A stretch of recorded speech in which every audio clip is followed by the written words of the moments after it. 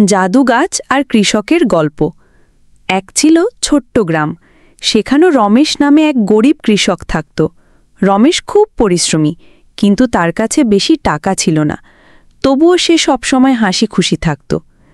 একদিন রমেশ তার ক্ষেতে কাজ করছিল। হঠাৎ সে দেখল এক অদ্ভুত গাছ।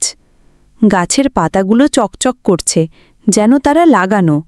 রমেশ অবাক হয়ে বলল, আরে বাহ, এমন গাছ আমি জীবনে দেখিনি। হঠাৎ গাছটা কথা বলে উঠল, হ্যালো রমেশ, আমি জাদু গাছ। যদি আমাকে ভালোবাসো, যত্ন করো, আমি তোমাকে সুখ দেব। রমেশ তো অবাক, গাছ কি কথা বলে? কিন্তু সে রাজি হল।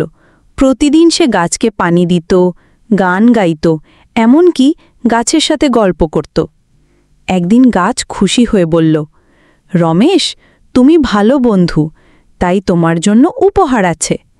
পরদিন সকালে রমেশ দেখে গাছের ডাল ভর্তি সোনার ফল। রমেশ আনন্দে নাচতে লাগল, কিন্তু সে লোভী হল না। সে ফল বিক্রি করে টাকা পেল, নিজের জীবন ভালো করল, আর গ্রামের গরিবদেরও সাহায্য করল। গাছ হেসে বলল, যে মানুষ পরিশ্রম করে, প্রকৃতিকে ভালোবাসে আর অন্যকে সাহায্য করে, তার জীবনেই সত্যি জাদু ঘটে। নীতিকথা: ভালোবাসা, পরিশ্রম আর দয়ার ফল সবসময় মিষ্টি হয়। প্রকৃতিকে যত্ন করলে প্রকৃতি তোমাকে পুরস্কার দেয়।